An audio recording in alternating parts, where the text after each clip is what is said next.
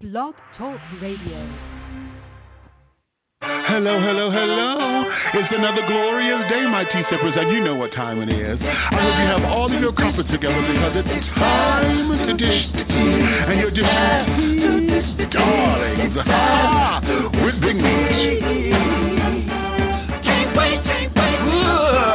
Time to dish tea with Big Meech. Time to dish tea with Big Meech. Time to dish tea with Big Meech. Time to dish tea with Big Meech. Darling.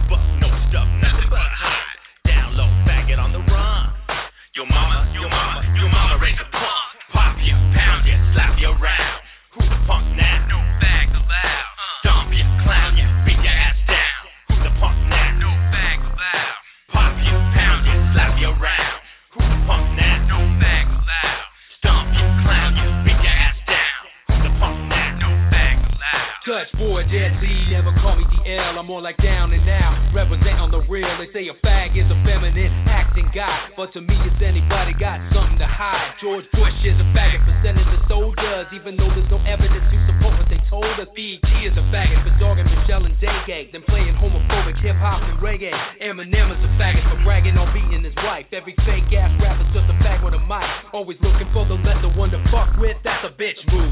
You just another spoiled witch dude, wanna force your possessions and flaunt your weapon, but you don't wanna know who I'm sweating because you're threatened. When I was a small boy, the smaller boys talked to me. Now that they grown up together, they're afraid of what they see. Started with fantasies, crossing into reality. Now I'm a felon in 14 states. Stop hounding me when the Batiman Taliban come for me. Will these dudes have my back or will they run from me? Bang! Pop you, pound you, slap you around. Who the punk now? No bags allowed. Stomp you, clown you, beat your ass down. Who the punk now? No bags allowed. Pop you, pound you, slap you around. Who the punk now? No bags allowed. Stomp you, clown you, beat your ass down. Who the punk now? No bags allowed. This beat is pounding heavy, real hard to ignore. You thought it was a battle? Now this is fucking war. We got shock jocks, fascists, and cops. They can't fade us. Popping they rocks, the rest stops and still hate us. Stagger got you taking Deadlee 8 on all fours. Crawling, falling, pull you down for more. You the son of a preacher, what you know about queers? Ain't I seen your ass walking around the Chelsea Piers? Who's here? I'm here. Shit you don't wanna hear. Faggot look in the mix. You're the one that you fear. From punk rock to hip hop to poetry slams, we running up on that ass because it runs in the fans. Ain't nothing but Deadlee, baby. Fucking niggas all day like crazy. The straight cats wanna make us rap scapegoat, wanna blame us for the death of hip hop, but we in the same boat. Pop you, pound you, slap you around. Who the punk now? No bags allowed. Stomp you, clown you, beat your ass down. Who the punk now? No bags allowed. What? Pop you, pound you, slap you around. Who the punk now? No bags allowed.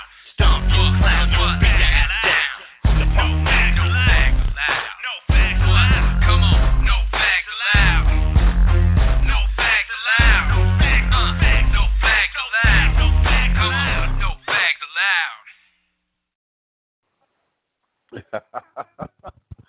And hello out there in Blog Talk Radio land, here in the glorious United States of America and across the globe.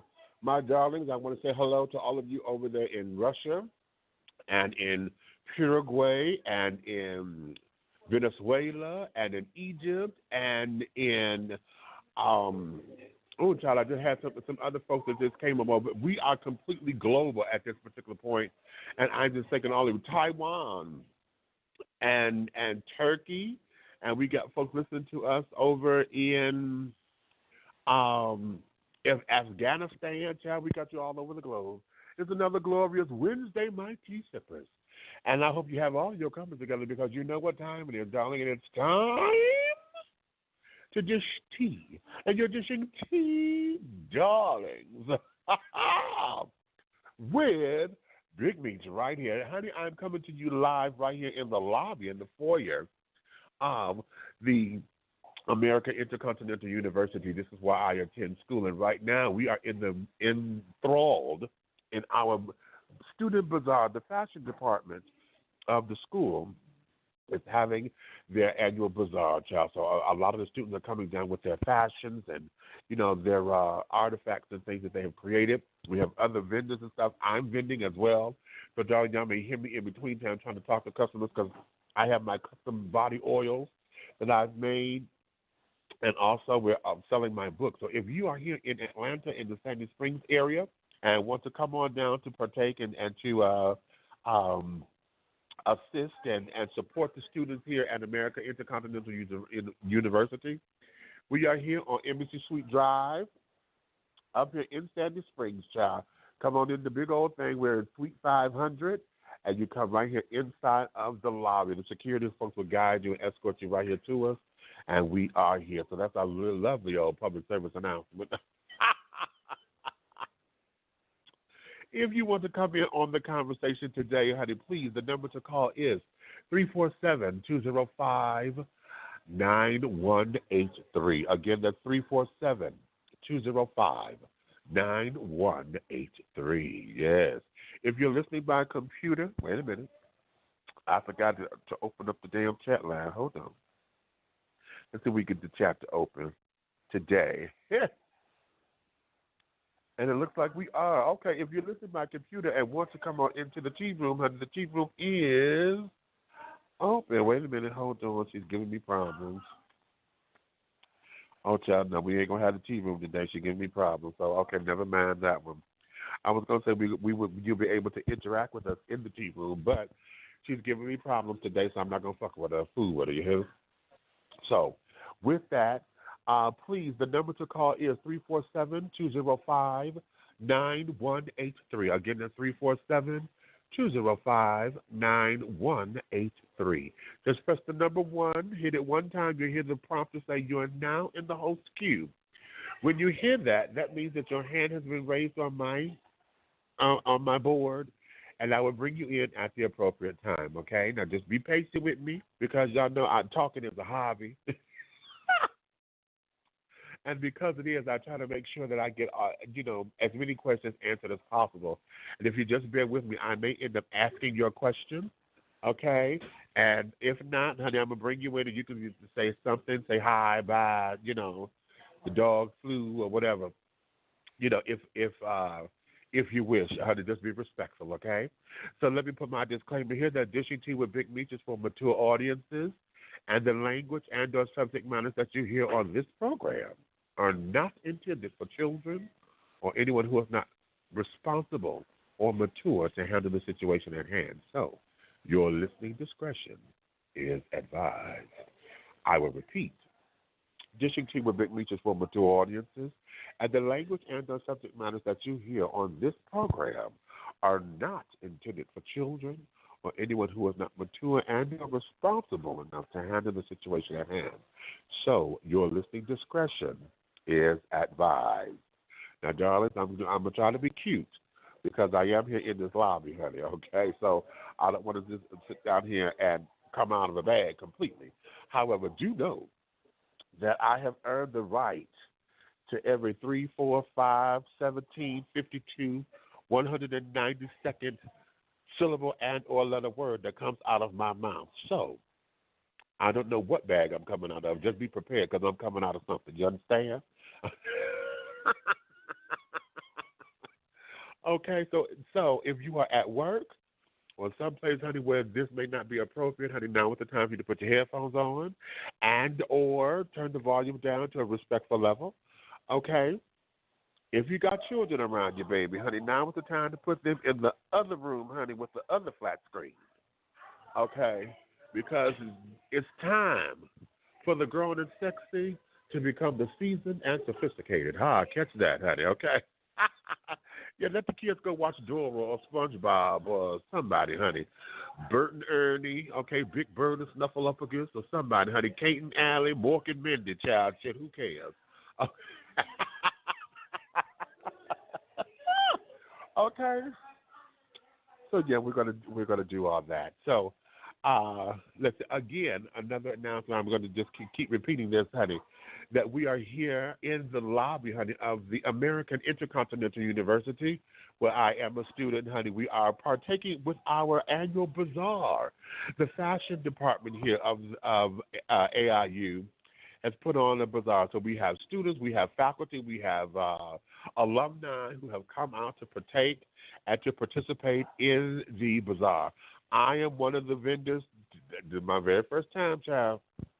So I have my body oils, honey, my unique and original oils from my sensuality line, because you know it's all about the tea, child. Okay, from my sensuality line, and also I'm selling copies of my book, Revelations, Affirmations, and Confirmations.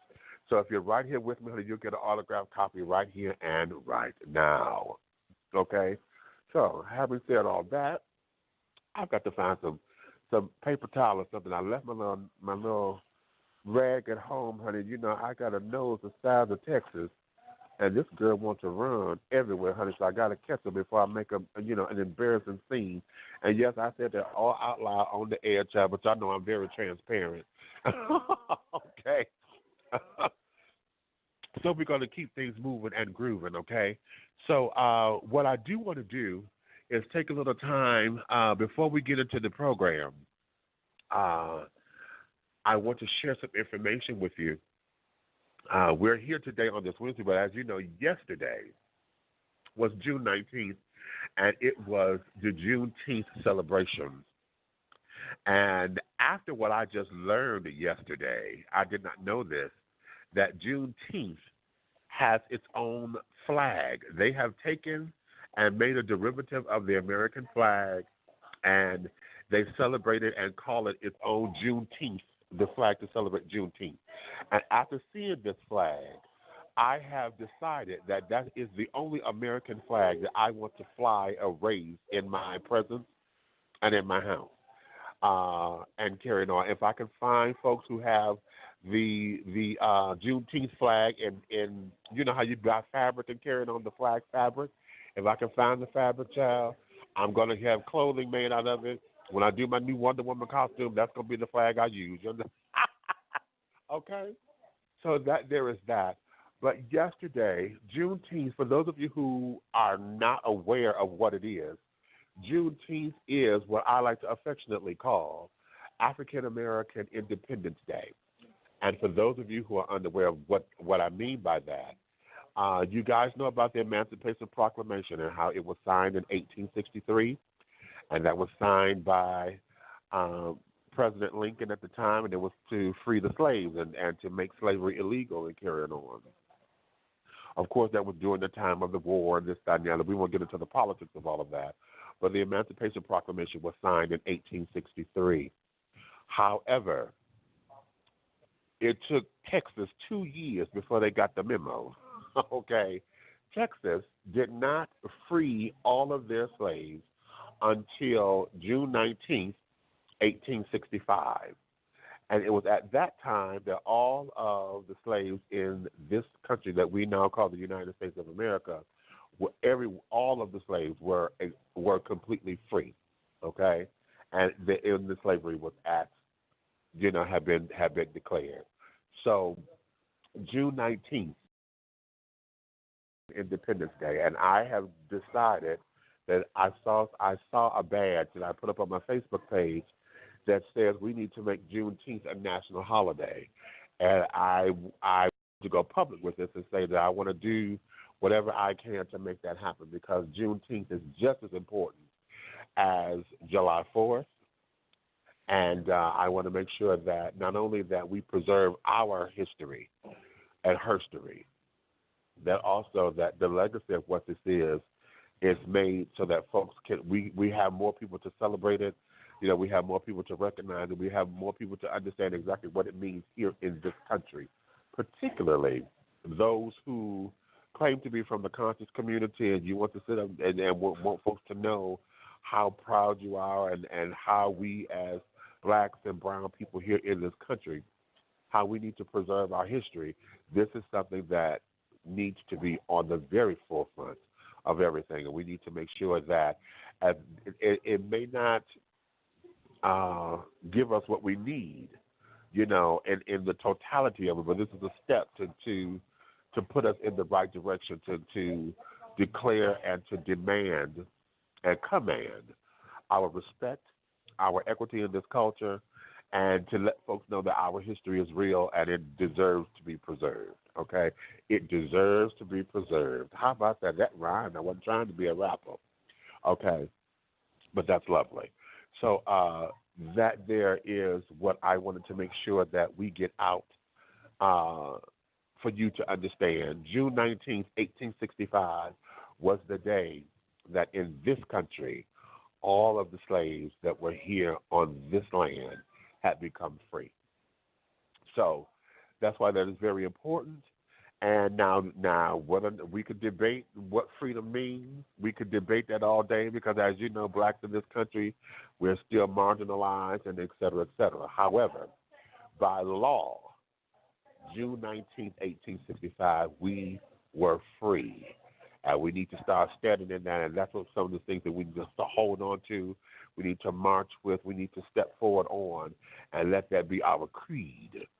Just like we do for 4th of July, when the Americans fought against the British and Europe and carried on and got rid of those taxes and things, and we came from up under that European and that British rule so that we could be our own independent state, our own independent country. That's why this is important. As we as free folks, honey, we need to come up out of the perils of what slavery has done, and we need to reclaim our freedom. Reclaim it, reclaim it, reclaim it, reclaim it, reclaim it. Yes, I'm going to get Maxine Waters on you, baby. So, okay, that's my little rant for right now. Feel free if you want to add on to it in the course of the conversation. Now, listen, I got a guest on here, so don't y'all disrespect my guest. But we want to talk about this. We can. If you want to hold off for our Don't Come Out of the Bag special, we'll do it then, okay? So that there is that. Now, having said all that, what I want to do here, because y'all know I have to do these opening comments and things, and it leaves me a little parched. So I'm going to take a little commercial break right now. And when I come back, I want to introduce to some and present to others one of the dudes, honey, who is a pioneer in the game of LGBT hip-hop, because he's one of the children, honey, who has been out and proud about it and has tackled the world of hip-hop and rap in the way that he does. And his story is very phenomenal. So when we come back out of this break, the next voice you will hear along with me will be that of the man known as Deadlee, okay? So let me have this little commercial break, and when we come back, we're going to get right into this. I'll talk to you in just a few. PharaohsTreasureBox.com, a quality online Detroit mobile business. Custom, affordable, high-quality, handcrafted art, jewelry, gifts, and accents for you, your event, home, office, or business. Contact Peter Jackson, Artistic Director, at 248-688-5178. 248-688-5178. PharaohsTreasureBox.com, embracing a fusion of cultures and making art beautifully affordable.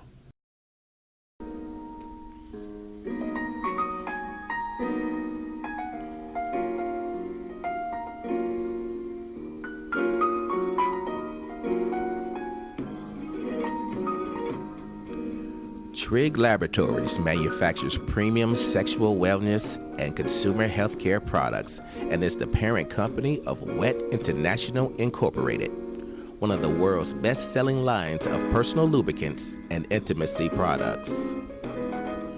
We carry a large variety of personal and flavored lubricants, flavored heating massage lotions, and aromatherapy heating massage oils. Whether you need a little or a lot, Wet has you covered. Our line of high-quality, innovative, and unique products are formulated using only the finest ingredients at our FDA-approved facility, meeting the strictest manufacturing standards. Wet is available worldwide at specialty stores and online retailers and at pharmacies nationwide. For more information or to find a retailer near you, log on to www.stayswetlonger.com. Trig Laboratories. We create fun, quality, trusted products to innovate your intimacy.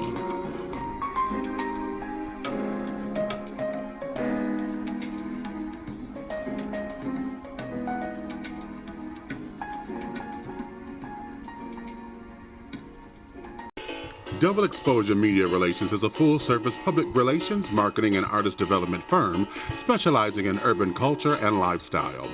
Spearheaded by the Henry Hingers of hip-hop, Mr. Angelo Ellaby, Double Exposure serves to educate its clients about the dollars and cents of the music industry. For more information about Double Exposure Media Relations, call 201-224-6510. 201-224-6510. Double Exposure Media Relations.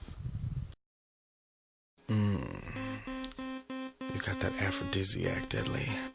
Johnny likes the way you work that shit. Another deadly, dangerous, collaboration.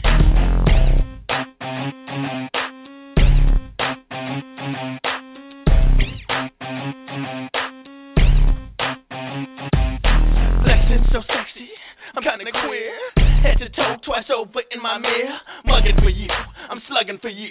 Dick slinging and shit, now I'm coming for you. 9mm Glock cocked ready. Measure the swell, that's why they call me Deadlee. Horny as hell, I can smell the hose. 9:30 o'clock, bitch, I'm out the door. 10:25, stepped out of my ride. Slid up in the club, straight checking the thugs. There was one that stood out, tattoo on his neck. Smeared looked me over, got my dick all erect. Called for my attention, led me in the back where the black lights lit, fangs all up in your shit. Put his hands in my pants, finger up in my crack. Now I'm forced to fuck the school and let him dig him back.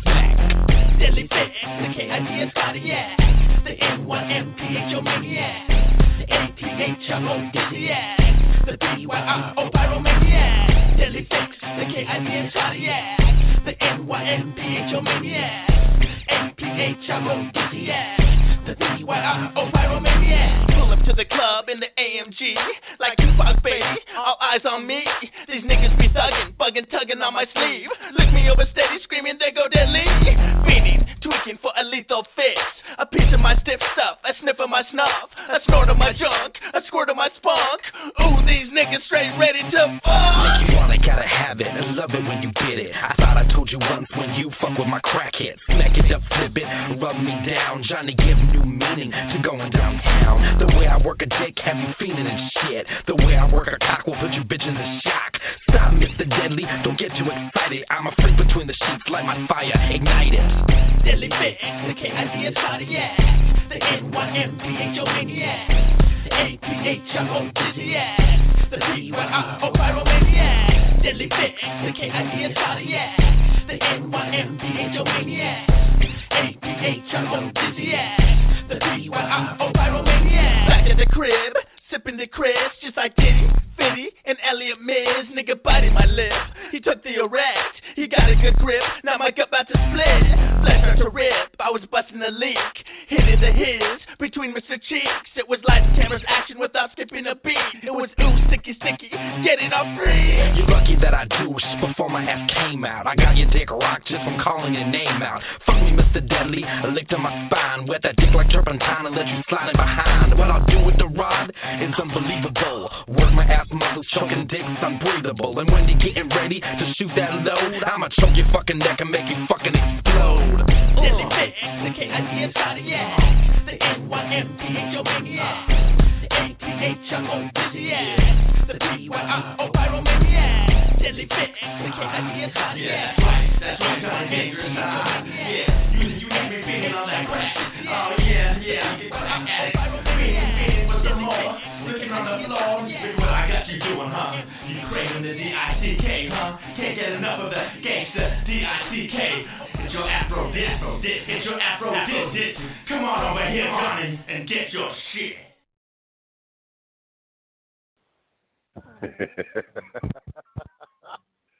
And we are back. If you're just tuning in, thank you for your love and your support, honey. This is Dishing Tea with Big Meech right here on the Blog Talk Radio Network. And we are live right here out of the lobby here at the American Intercontinental University, where we are having our annual bazaar. Yes, the fashion department here is out here with the students, some of the faculty members, honey, some of the staff, the alumni and things. I'm one of the vendors out here as well. So during the course of all of this, honey, if y'all hear me sound like I'm going into a whole nother conversation talking about oils and books and things, it's because I'm out here trying to sell the product as well. But we try to make a coin, girl. But in any event, we are here. We're coming live and in living color, baby. So we're going to make that happen for you right here and right now. If you want to join in on the conversation and want to have a chat with Mr. Deadlee, please feel free to call 347-205-9183. That's 347-205-9183. Yes, honey. So y'all going to hear a lot of interaction in my background, honey. Okay? Because we got deals going on. Miss Antigone over here got all these just jewelries over here for $5, girl. Antigone, honey, I hear you over there, baby. I hear you, baby. I love that name, Antigone. Ain't that sexy? Okay. We're going to get into today's show, my darlings. Okay? Listen, I titled today's show, Knowledge Plus Power Can Be Deadly. You like that? Knowledge plus power can be deadly. So, great day at Grand Rising, Tea Sippers. I know y'all are having a good time. Because, see, we are continuing. Thank you, baby. We are continuing. That's cute. Okay, I'll leave that for later. Thank you, baby. Okay. Hey. We're continuing our celebration of Black Music Month, and we're going to give credence to the Pulse Massacre. And we're celebrating African American Independence Day as Juneteenth has come upon us. Plus, June is National Gay Pride Month. So it is befitting to bring on to the show someone who can embrace all of the above and give us insight to what all of this means to him. He has forced his way into the world of hip-hop because he wanted LGBT youth to be able to see a representation of themselves within the genre that typically ostracizes homo, attractional, and same-gender loving people. Deadlee has been through the fire and has shared the gold of his music to speak to the masses. We're going to dig deep and dish this tea on how he got started, what has his journey meant to him, and how he has been able to sustain his personal life while balancing fame and popularity. Plus, we will dish tea about the ugly side of the business, especially as an openly same-gender loving artist. This is going to be a hot pot of tea for your nerves, my darling. So make sure you have plenty of crumpets and bring all of your good girlfriends and your gal pals and your guy pals to the table because we will be dishing tea. And without any further ado, I want you to welcome to the show. This is none other than Deadlee. Okay, now you know I did all the damn intro and the damn mic don't want to open. How about that? Okay, that's sick. I'm trying to be cute, bitch, and this thing ain't going to even open for me. No, they heard me. I'm trying to bring him. Yeah. Ain't that? Big Meech. There we go. I got you, baby. What's going on? How are you? Man, great to finally be on Dishing Tea with Big Meech. Thanks for having me, man. I'm glad that you're able to come on down and share with us, a little bit from your part, honey, dishing your tea with us and things and making this thing happen. So it is my astute pleasure, my esteemed honor to have you here. Also, as I said, with everything that we got going on, child, it's National Gay Pride Month, it's Black Music Month, we are Juneteenth and things, child. And, we're also, enthralled with understanding that this has been 2 years that we've had the Pulse Massacre down in Orlando. So, with having said all that, we're glad that that's my book, baby. We are enthralled in all of that, and I thought it would be befitting to bring you on the show. 15. It would be fitting to bring you on the show, baby, so that we could sit down here and talk about your journey, talk about what it means, and then connect the dots. Because see, you are integral to the fabric of all of this. So, honey, it's going to be a wonderful thing for me. I'm sitting over here tingling. I'm tingling, and all that kind of shit. So, my darling, let's start with the basics, okay? And I'm going to give you, because I'm talking a lot, so I want the folks to hear you and to understand you. So we're going to start with, who is Deadlee and what makes him tick? Oh, man. Well, Big Meech, I think everything you said, man, knowledge plus power equals deadly. I like that. I might even take that for a CD, man. I like what you said, that, because I think that's what it is, man. I think you just even named what it's all about. Like, I had to really get knowledgeable about who I was,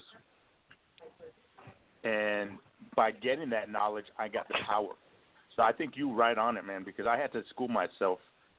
Even growing up, I didn't really realize what was going on. I grew up in like a all-white neighborhood, Catholic high school, only white boy, probably like the only gay boy in school that I knew of. I think there was one other gay boy. I made friends with him later. But, and then once you hit the real world and see, it's a whole different thing out there, man. And I had to come in connection with my roots, my black roots, my Mexican roots, indigenous roots, and coming out, learning about myself, LGBTQ, and by learning, I had to basically re-educate myself.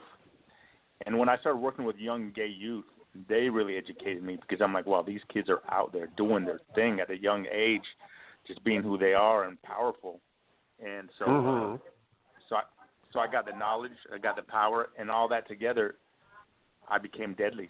I said, and I picked that name on purpose, man. I said, let me get the strongest name out there, because my last name was Lee at the time, and I said, let me, I got to connect my name with a powerful name, and especially coming out open LGBT, I said, I need a powerful name. I don't want to be Mr. Puff or Puffy or some weak name, So I said Deadlee. Deadlee is so powerful, they can't beat that name. That's the ultimate. Deadlee is the most ultimate powerful name. How about that? And I just want to equate LGBTQ with power, because somehow we always got misconstrued as sissies and weak, and most LGBTQ I know are the strongest people out there. I mean, we've had to endure the most, from hate, from all kinds of things, from being thrown out of our houses, from being second-class citizens in this country. People won't even bake his goddamn cakes. I mean, come on, man. Right. So I Deadlee. I just wanted us to be Deadlee, man. Okay. Did I say it now? What did you say it now? You so stupid. Listen, here's the thing, because see, I like that you wanted to sit down here and to shape them to have a strong word about it. So now let's talk about being that representation, okay? Because as you just said, when it comes to LGBTQ plus and our community, it always seems as though those of us who are less masculine are the ones that are thrown out there. Well, it's a catch-22 right. of that. Not that we're thrown out there. No, and it's just that they're the ones who I get think spotlighted. you misconstrued me a little bit. Yeah, but you know what? That's not even what I'm saying, though. I'm not even doing the masculine thing, because I think femininity is just as strong. So don't get it twisted, man. I'm saying LGBTQ in all its colors is deadly. That's what I'm saying. I'm not even going on the masculine route. Yeah. Here's the key. Let me swing it this way, because where I'm going with it is in embracing all of that, because of the world of hip hop. Okay, the world of hip hop being that it has always masked us, or as well, I won't say the world of hip hop. That's just the world. Period. The world has masked us and has encapsulated us into this whole thing of wanting us to. They keep saying that we need to embrace our masculinity, but at the same time, they won't allow us because they always pointed out the potential. You know what I'm saying? Right, so when it comes to hip hop and to be taken seriously, we want to make sure that, you know, we have a message of this, that, and the other. So to embrace that name, was this conscious about that particular part of the journey? Or were you like, okay, you know what, I don't need it to be ridiculed, so just let me have something that's going to come out strong and not something punk, or that's going to be considered sissy, you know, like you said, what's a puffy or, you know, Nelly. You know, right, right. How about that? Okay, you know, something that would sit down there and to speak to something so that it would not foreshadow what the work is. You know what I'm saying? Does that make sense? That was part of the goal, kind of like to just bring it on. And my first album was probably kind of more, I don't know the word, but it was kind of, the gay was very undertoned. It wasn't in your face. My first album, 7 Deadly Sins. And so you had to really listen to the lyrics. Like I was kind of doing the Prince thing where it's like, oh, well, did he just say bye? Did he just say this? Did he? You know, I was kind of doing that game in the first CD, right, where I wasn't all up in your face. And then it wasn't until my second CD where I decided to go 180 degrees and is that it or 360, whatever. You know, I went the opposite way, and I said, okay, yeah, I'm gonna be all up in your face in the second CD because, and I went way up in your face, like that song you just played, the Afro Dizzy, working with Johnny Dangerous, Tory Fix. That was like a part 2, actually. I love that song too. That we did a first song called Crack Hit on his CD, and that's when I got infatuated. I'm missing you. Come on. Crack Hit, his first. Can you hear me? Yeah, there we go. Go ahead. Oh yeah. So the first CD was Crack Hit. The first song I did with Johnny Dangerous is Crack Hit, and then Afro Dizzy was the second one, and we just got in your face. I just wanted to be in your face with it, man. Okay, and rightfully so, because see, I've always said, you know, when we're dealing with the world of hip hop, it's particularly because it has its own bad rap of being misogynistic and this, that, and the other, and you know, how they treat its women and carry just all of that.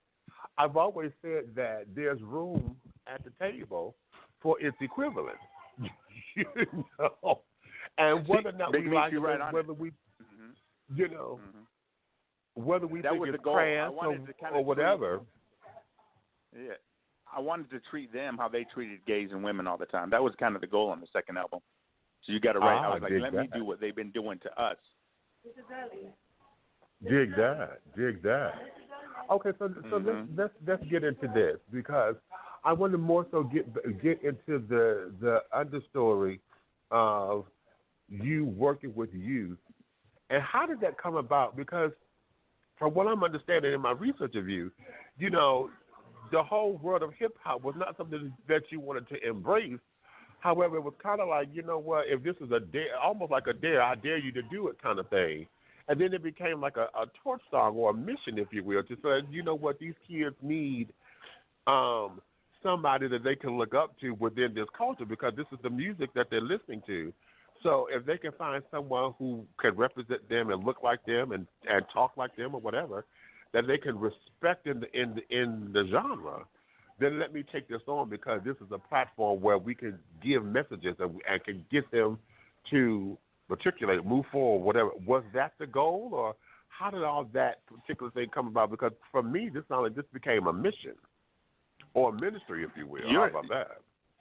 Oh, I love what you're saying. That's exactly what it was. You know, I was working with these LGBTQ youth in group homes, and they were listening to this hip-hop that was kind of misogynistic, homophobic, like you said. And there was this one kid especially who loved Eminem, and he was like, he would take Eminem's words and start, like, rapping them to the other gay kids, which were very, dismissive of gay people. And I think there was one word like homos, do I hate them? Yes, or something. Eminem had some crazy shit. It was something like this, like, do I hate them? Yes. And I was like, dude, what did he just say? And I'm like, it's just so ironic that it's like, here's a gay kid rapping this shit back to other gay kids about hating homos. I was like, dude, I said, someone needs to step out and be a gay person, that answers back to that. And so what's kind of there, I even told that dude, I said, you know what, I'm going to rap. Watch, I'm going to go. And so I started going into the studio, made my own shit, encouraged by these kids. These kids ended up even helping me do my shows. I'd make them fix props and costumes for my shows. And so it became a big, collaborative thing. And I made the kids be a part of my whole uprising. And, I put on shows. And then we'd even start putting on little shows. I said, let's see you kids rap and do things. So you're exactly right. It became kind of a mission and a ministry. And you nailed it on the head. That's how it became. So it was kind of twofold. And it wasn't going to be a rap because I felt like I couldn't rap. I just said, let me see what kind of music I can do. And I guess whatever came out as rap. That's what they called it. So I was like, but I didn't go in there intentionally to be a rapper. I just said, it wasn't until the second CD where I think I actually started working on my rap skills a little more and say, all right, let me take this under, and I actually learned how to rap a little too. I tried to study the masters. My masters were like Tupac, Eazy-E, Paris, Rage Against the Machine. I was big into Zach De La Rocha. He kind of does his own rap, so I was listening to the masters, Cool J, and just learned how to rap from them. Now take me on that journey. Take me on that journey, because see, now that you done put your foot in your mouth, I'm like, okay, fuck it, we gonna do this, because and then it became, oh shit, wait a minute. Okay. Yeah. Now I got to learn how to do it. What was it? What was that journey? Because I'm picturing that. My heart is kind of racing a little bit, because I'm like, damn, okay, how you make a commitment and then it's like, did I just say this? And then all of a sudden it's like, okay, you hope that nobody, what nobody going to sit down there and hold you to your word, but then you got that one person that's waiting on it, and then of course your own integrity will not let you sit down there and, be sidestepping it. So now it's like, okay, I done sit down here and put my foot in my mouth, and now I got to come through. How in the hell am I going to do this? You know what it was? On that journey. All right. Well, one of the first was I spoke to this one guy I met at LA Pride. He was Barnes. His name was Barnes, and he's a musician from Canada. Worked with the Nylons. He was a singer with the Nylons, and then he just went off on his own, had his own, CD, and he was he was headlining at the LA Pride. And I saw him, and after the show, I was like, wow, you were so good. And he's like, well, I'm doing a show for new talent. I'm just doing this. And so I don't know what broke into me. I told him, I'm a rapper. That's the first time I told myself I was a rapper. I said, well, I'm a rapper. And I was like, oh, he said, you are? He said, well, I'm doing a show that I need some talent, so I'm doing the show in 3 months. So basically, I had 3 months to become that rapper that I said I was.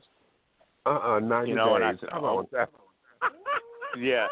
So I said, oh, shit, there's no holding back. So 90 days, I went to the studio, I put on a show, and I said, I had to come up with 3 songs.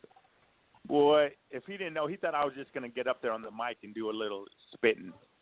Boy, I put production into this thing. I had drag queens. I had go-go dancers. I had, live instruments. I had all kinds of shit going on. I had 3 numbers. He was just like taken aback. He's like, wow, you weren't kidding. I said, no, if I'm going to do it, I went all out. And plus I wanted to rep everybody. Like I said, I wanted the rainbows with me. So that's why I had drag queens with me on stage. I had gay go-go boys. I had this homo thug dude do his 16 with me called Murder Tonight, So we just went out there full force, and I said, if I'm going to do it, I'm going to go full out. And that was my first thing. Later on, it got a little more difficult because then, I mean, that was kind of some gay love because that was like a gay-themed party. But later when I had to step into the realm with straight rappers, you know, I went to my first, like, open mic with them. Boy, this was not no joke. There was one guy that was very supportive of me. He's like, you know, come up, let's do this thing. Like, you know, word spread. By the time I got up there, word spread that I was a gay rapper. As soon as I got to the mic, everybody turned their back to me. Oh. As soon as I spit my first word, they all split. They left. The whole crowd that was there giving love to everybody else. As soon as I hit the mic, they turned their back to me and they left. And this was a primarily African-American crowd. So these are my people. You know what I'm saying? I'm like, wow. That hurt more than anything because I'm like, wow, these are my people turning their backs on me, you know, turning their backs to me. And that was the lowest of the low. And I didn't know how I was going to recover from that, man. I mean, I just felt like defeated, so defeated. Okay, now here's the question. What exactly did you learn from that experience that propelled you? What was it that you were able to say, you know what, hold on, let me not sit down here and have a pity party. Let me learn. What do you think that the lessons were? Because there was more than one. What were the lessons from that? Well, one of them is, like, you know, you've got to just keep on speaking your truth. You know, and one of the cats, the guy that booked me, I mean, he was a straight black rapper, and he's like, dude, what you did, it was incredible. He said, think of what you did. There is power in what you did. You actually made them leave. I mean, there's power in that. And I realized there was power. You know, whether they left because they didn't want to hear what I said or whatever, I was powerful. I was making a statement even if they didn't want to hear it. Just me standing up on stage was powerful. And, you know, it really bothered me that I wasn't making inroads with my black and my Latino brothers at first. But then I just said, you know what, I need to go the route whoever's going to want to listen right now, you know. I said maybe they'll come later. I had to realize, too, that my black and brown people, like, being gay is, like, first, being brown and black is first. You know what I'm saying? We've had to deal with that struggle.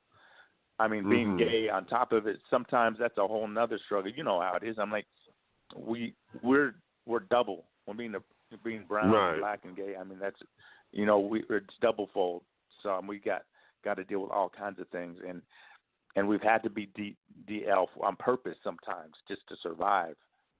You know, it's a whole nother thing. So I said, let me just go out there, do my thing, and people will come. Whoever wants to hear the message will come. And that was basically the message. And I realized you can't pick your fans either. So I just went out there, started performing, spreading my word. And sometimes the people that were my fans were people I would never have even expected. I was getting, like, old white straight guys that were coming to my show. I was getting, you know, these lesbians. I was getting straight punk rockers were the first people, straight white punk rockers. These guys were look like, you know, skinheads and stuff. These guys let me open for them in straight punk shows. Whatever I was doing was so punk and raw to them. They said, you're a fucking badass, dude. You're a fucking gay rapper? To them, that was the ultimate punk that you could be. And so they let me open for them. So just think that is like sometimes the people who are going to be your allies aren't always the ones that you're going to expect, you know? So you have to just have an open mind.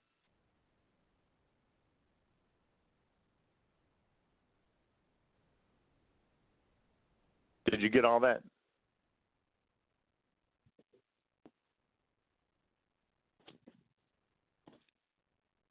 Damn it. Okay, I am back, and we just had a little snag tab, and I got to get him back in the damn car. Oh, I swear to you, we were on the roll, honey. That just made me we are on the roll, and sweetheart. Hold on, I got to bring him back on up in here. Can I call from the switchboard? I'm going to have to call him from the switchboard. Let me see that. I'm going to call him from the switchboard, and we're going to make this happen. Yes, we are. Which one is the number that I can call in on? Let's see. I was about to say his number out loud. I had to catch myself.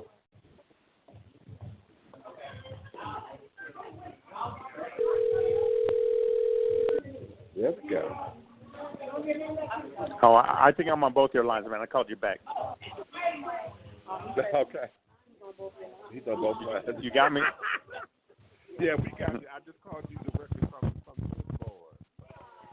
Oh, okay, then. So, okay, we got you in. Yeah, so I don't know what the hell happened. I ended up losing my signal, and it kicked me out.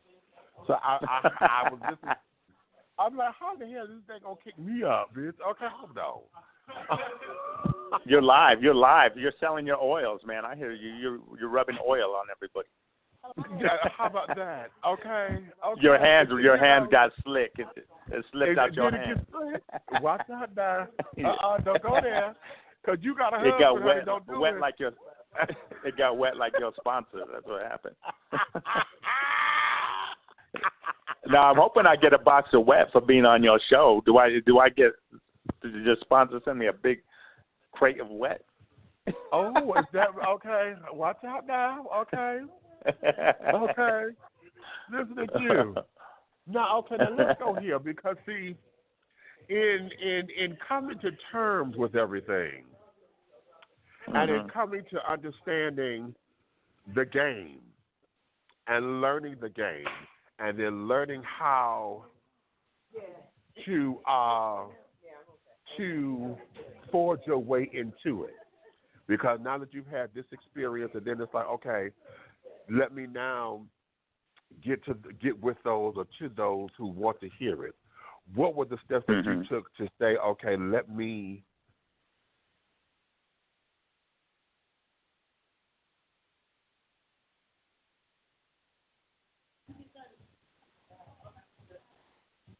I'm here, man.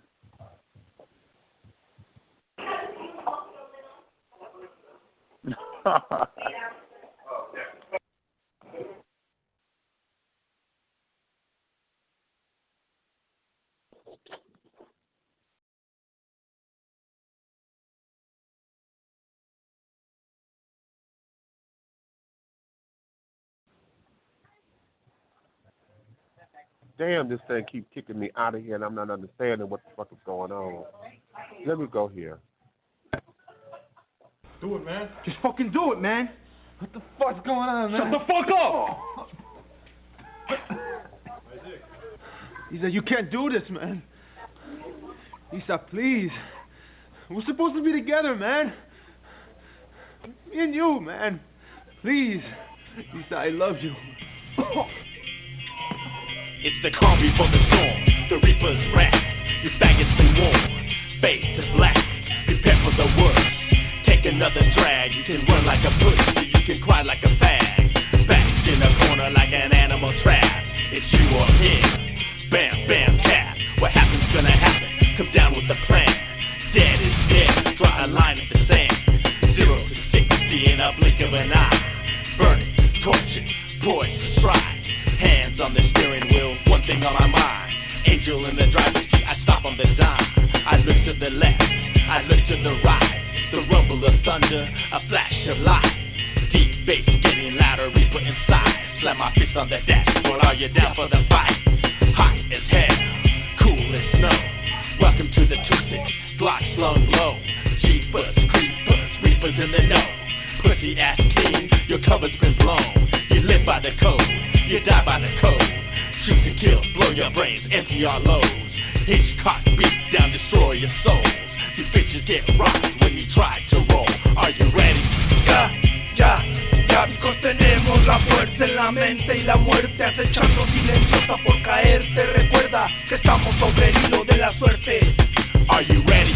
Ya, amigos, tenemos la fuerza en la mente y la muerte acechando silenciosa por caerte. Recuerda que estamos sobre el hilo de la suerte. A step for a step, now there's blood everywhere. A step for a step, now there's blood everywhere. A step for a step, now there's blood everywhere. A step for a step, now there's blood everywhere. The soul that is within me, that is with no man can, no man degrade. 0 to 60 in a blink of an eye. Burning, tortured, poised to strike. Hands on the steering wheel, one thing on my mind. Angel in the driver's seat, I stop on the dime. I look to the left, I look to the right. It's the rumble of thunder, a flash of light. Deep bass getting louder, reaper inside. Slam my fist on the dashboard, are you down for the fight? Hot as hell, cool as snow. Welcome to the 2-6, block slung low. Jeepers, creepers, reapers in the know. Pussy ass king, your cover's been blown. You live by the code, you die by the code. Shoot to kill, blow your brains, empty our loads. Hit your caught, beat down, destroy your soul. You bitches get rocked when you try to roll. Are you ready? Ya, chicos, tenemos la fuerza en la mente y la muerte acechando silenciosa por caerte. Recuerda que estamos sobre el hilo de la suerte. Are you ready? Ya, chicos, tenemos la fuerza en la mente y la muerte acechando silenciosa por caerte. Recuerda que estamos sobre el hilo de la suerte. Are you ready? And we are back, children. I'm going to tell y'all like this. It won't work, you understand? We're going to get through this interview because for whatever reasons, I think we're having problems with the signal. But it's on my phone. It's not the system. It's my phone. My phone keeps going out. So, you know, Miss Metro PCS, and y'all want y'all coin, bitch? Okay, hold on. Okay. But we're going to keep going with this and carry it on, honey, because we're going to make this happen. All right, Deadlee, we're going to try this again because I got to make sure that the folks hear you. Baby, listen.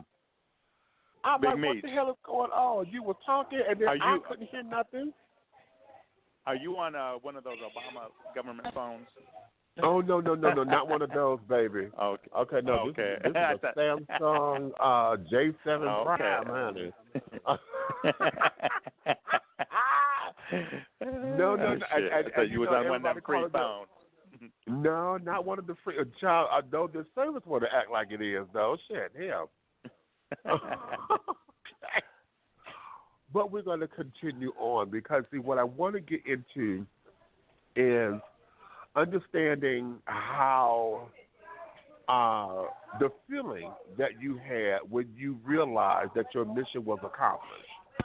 What was that for you when you actually took to the stage, and then the work became a whole statement? Because now you're not doing this for the kids; it has become, okay, wow, you know, there is room for me here. There's an avenue for me to be in this particular arena.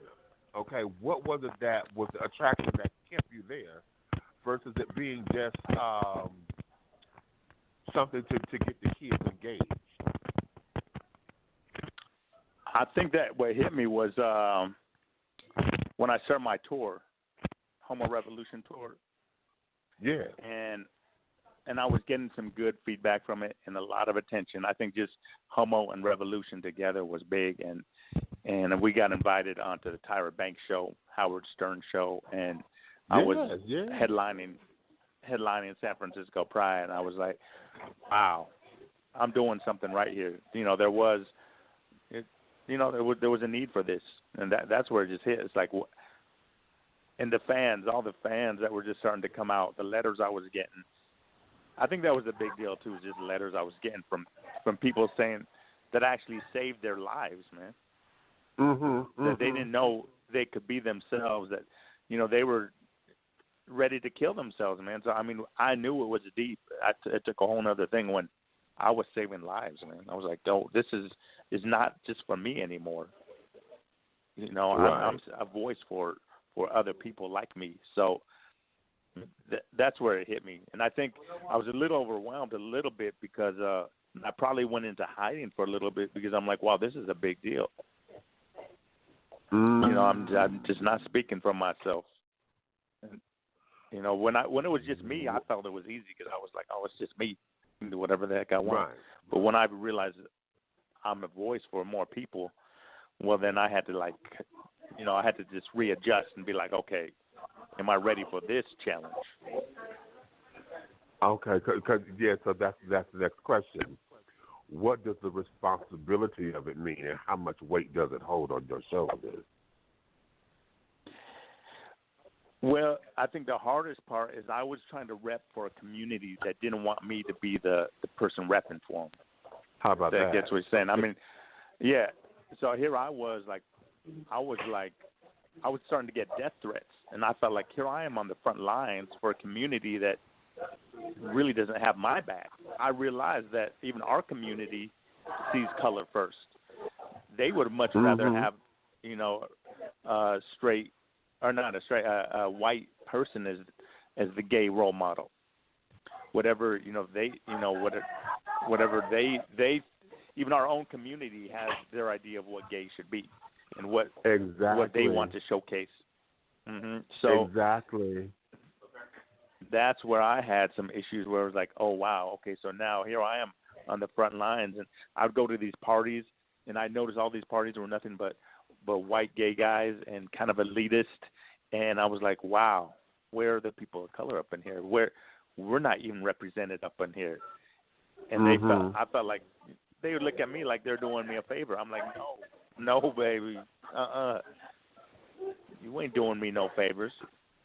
Exactly. So I'm now here. Yeah. So go ahead, man. No. Here's the thing, because see, when you said that, see, we have a lot of our gay icons that we look up to, and this is of course not to take away from honey, because I live for that. Well, a lot of them, not all of them. I'm not into Liza. Okay, I'm not into Liza. I can do Judy. I'm not into her like that. You know what I'm saying? I mean, she's cute and all. I can take a couple of songs or whatever, but I'm not one of the girls that was into her, like that.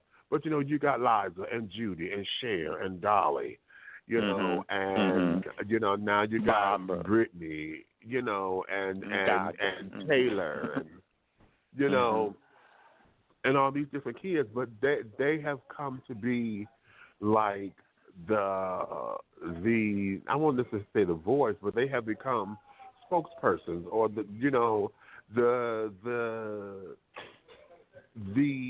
fountain of youth for a lot of the gay children. I mean, we live for these girls, and blah blah blah blah blah, and when it comes down to us and our community and people of color and all of that, our particular artists don't get the same shine or whatever. You got Patty, you have Diana, Stephanie Mills, Gladys Knight, Aretha, now you got Rihanna, Beyonce, Fantasia, Jennifer Hudson.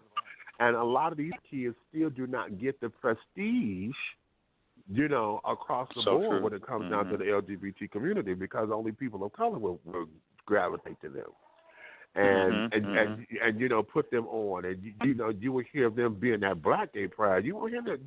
When was the last time you heard of a Patty or a Fantasia or somebody at a regular pride event, a national gay pride event? You don't hear that. You hear them at a Harlem pride, okay, or whatever the black gay pride is, or where there's going to be a predominantly black or brown audience. Oh yeah, and it saddens me because, we have such a divide. Now, here's the question for you, having said all that. You being biracial, how does that affect your artistry, and how does that play into everything? Because, of course, we got this divide, honey, and, the black children mad at the Latino children, honey, because they figure they're coming in, taking all the jobs and this, that, and that. We got that whole little bullshit going on. Oh yeah, we got the whole bullshit and that's what going they on wanted. with them. It's divide and conquer, and we got to be careful, because that's what the government, especially with the government we have right now, they want to keep us divided and conquer us and make us separate by our colors and our sexuality and everything.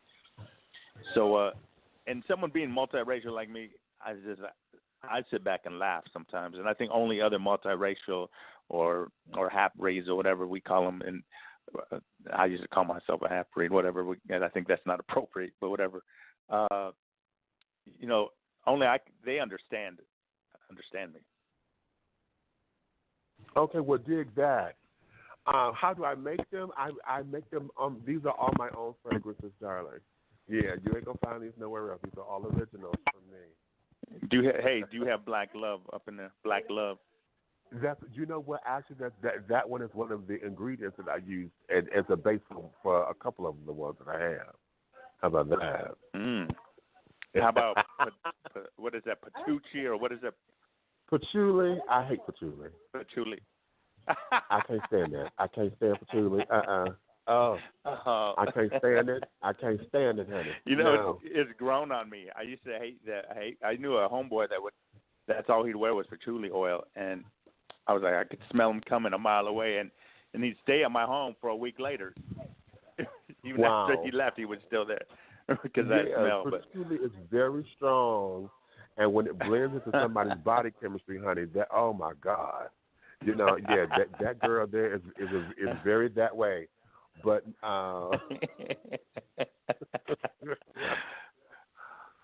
we'll move on.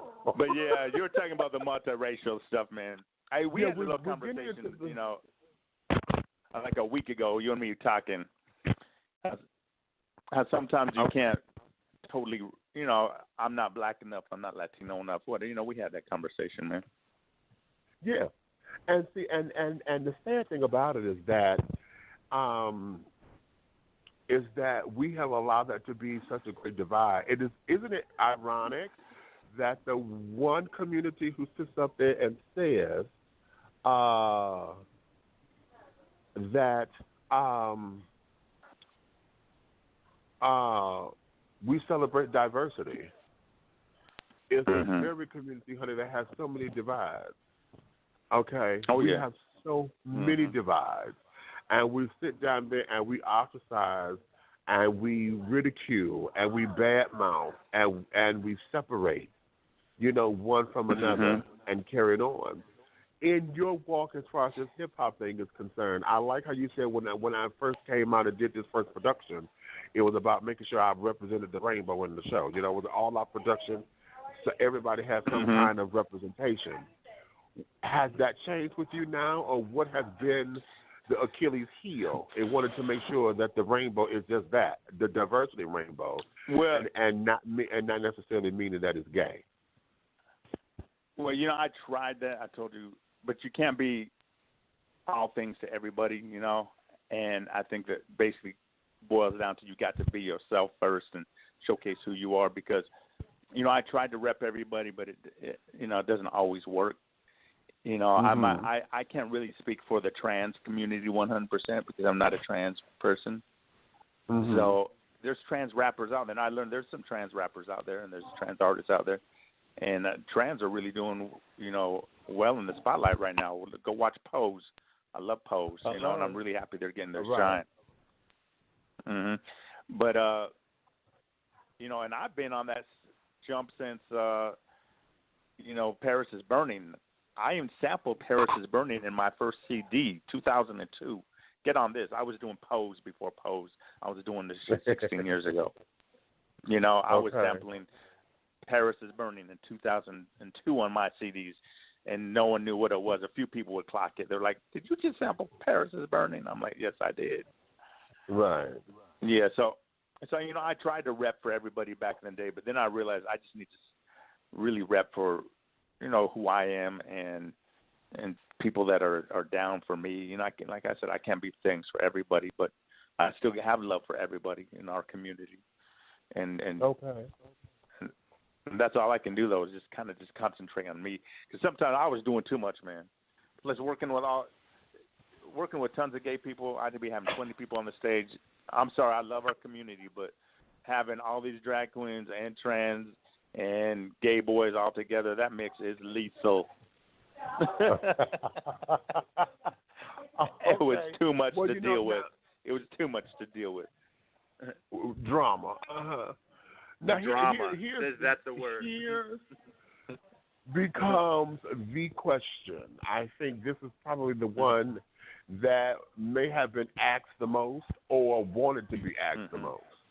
And that there is, you know, during your CNN interview and carrying on, you know, you mentioned Eminem, and you know, and we're talking about the rappers and things.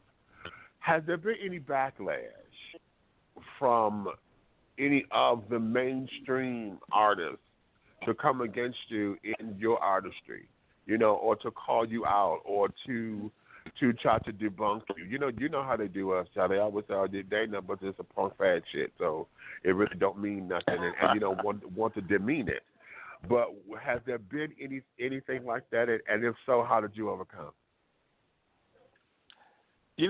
I can't really say I got the most love, I said, from, like I said, not our community, but from, like, mainstream community, like Howard Stern Show and other, like, CNN and Tyra Banks.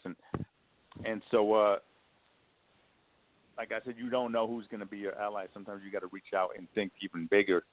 But, I did meet, like, some of these rappers head on. I met LL Cool J, who, let me tell you, like, I didn't think LL Cool J knew who I was, right? Oh, wow. I meet him, and he's like, and he comes up to me. He's like, dude, let's take a picture. I'll finally get to meet the infamous Deadlee. I'm like, what? LL knew me? I mean, that really felt good. And he said, keep doing what you're doing. So, I mean, if you hear from the master LL, keep doing what you're doing. That's all you need. I don't give a fuck about anybody else. I mean, LL spoke to me right there. How about that? Okay, he gave me his blessing. You know what? He's one of the kings of rap. I know that feeling because I did that with my mama, Miss Patty LaBelle. I sang for her at her book signing in Detroit, and I went up to her, and when it was my turn, my mama was right with me, and I sang, "You Are So Beautiful," and she looked, she said, "Oh, you too fierce." I said, "Bitch, that's it. I'm a singer." I'm a singer. She said, "Oh, you too fierce." See? And I said, "Oh, bitch, I got the two fears." Okay, yeah, it's a rap, honey. So I've been billing myself as an active singer ever since. See? See that? So I understand that feeling. I don't give a damn what anybody else said because my mama just gave me the stamp of approval, honey. She blushed and everything. Oh, yeah. Child. Yeah, okay. I live. And then you have the opposite spectrum, which is funny because LL, who did work with who's the cat that ran Def Jam for a while? Right. Who ran Russell Simmons? Russell Simmons. All right. Now I met Russell Simmons, and you would think he saw the Holy Ghost with me, or we got spooked because I came up with him. I stepped up to him with this drag queen friend of mine, and we went up there, and I said, I'm a rapper, and she's my hype person. I had a drag queen or hype person at the time, and he just was like speechless. And there, I clocked him. He's down low. I clocked him.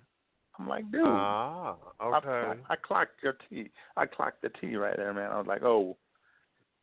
It hurt. But what's weird is soon after that, he became more vocal about his gay community. It was strange, but it's a weird dynamic, man. Oh, of course, because you have to get ahead of the narrative. Now, you know that. As far as anything, it doesn't become gossip, honey, if you're ahead of it. If you put it out there, they have nothing to talk about. You know what I'm saying? Mm-hmm. It's when you start ducking and hiding and they feel as though they got to go and look for shit that it becomes a whole big to-do. Child, now, the kids love to go hanging out and they want to go picking through your trash to see what kind of dog food you feed the dog. Okay. You buy store brand and not Alpo? Really? He said not Alpo. Oh my God. Not Alpo, honey. Okay, right. And don't have a little piece of coin, honey, so they can see how frugal you really are. Because you know what I'm saying? You sit up there flossing and got all this coin, honey, and they don't know that your diamonds, honey, are diamondiques. Okay, they just really cute, bitch.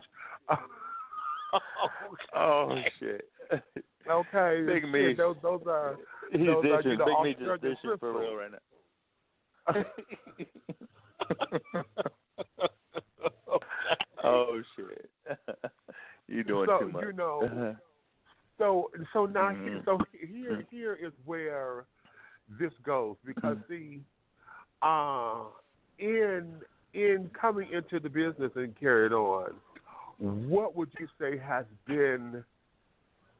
I always ask this of artists because the music industry and particularly hip hop, the genre itself, is completely known for sex, drugs, rock and roll. And then for you to be an openly gay artist, and that's all they know the gay community to think that we're all about is sex, drugs, and rock and roll. How have you been able to maintain yourself and your integrity while being on the road or being in the studio and carrying on? Because, you know, I've seen some weird things in the studio. I'm like, how did y'all get any work done when everybody up in here high as hell? Okay. Or is this whole big production, you know, in order to get the work done and carrying on? How have you been able to maintain your integrity? Yeah, I mean, to be truthful, it's probably like, what would mom think? You know, I got a heavy-duty mom who, like, you don't want to disappoint mom. She's mommy dearest, but in a good way. You know, it's like she's not like an evil mommy dearest, but she is I just think about how, you know, she taught me well. And Catholic high school, man. I told you I'm a Catholic high school boy. So I got the Catholic guilt too, man. It's like I got to be careful what I do. I'll step out and be kind of wild, but then I got to rein it back in. Okay. And plus, it's just you know, I do want to represent myself. I think later on, it's like, you know, you just want to represent yourself right, you know. Exactly. Let me do this. I want to play this other song because this song is really great to introduce my next line of questioning with you, and that there is coming to terms with who you are and your family. Now, I think you should know what song I'm about to go into. This is Good Soldier Part 2. Oh, yeah. Okay. Okay. So I'm going to play that, and then when I come back out of this, we're going to go into that. Okay? Sounds good.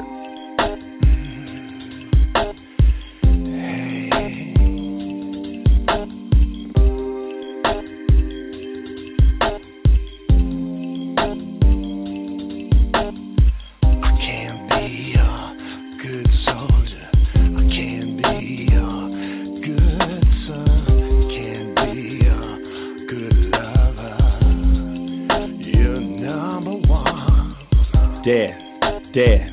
Corpse 2213. I once had a name. I once had a family. Forever young. Forever your Joey. But you played the judge. You played the jury. Tried, convicted, sentenced me to death. All because you didn't understand. I didn't make sense. I can't be a good soldier. I can't be a good son. Can't be a good lover. You're number one. I stand.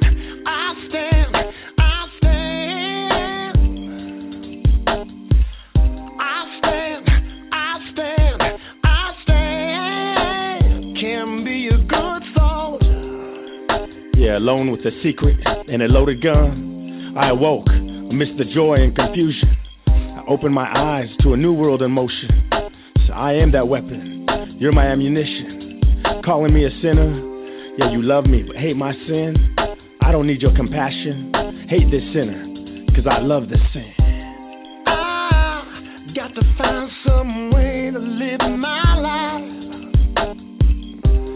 I got to find someone who understands. I can't be a good soldier. I can't be a good son. Can't be a good lover. You're number one. You're number one. The hunter gets captured by the game. You walked in, saw me with whatever his name. Played the scene over and over. Pause, fast forward, rewind, reliving the pain. 8 years, December 22nd, the day. You will always be my boy. Shall always be my lover. I got you in my veins.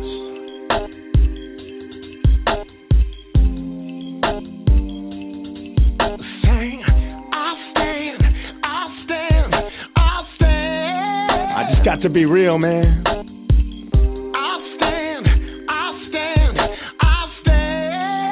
Just got to be who I am, man. I stand. Just got to be me. Just got to be me. I can't be a good soldier. I can't be a good son. Can't be a good lover. You're number one.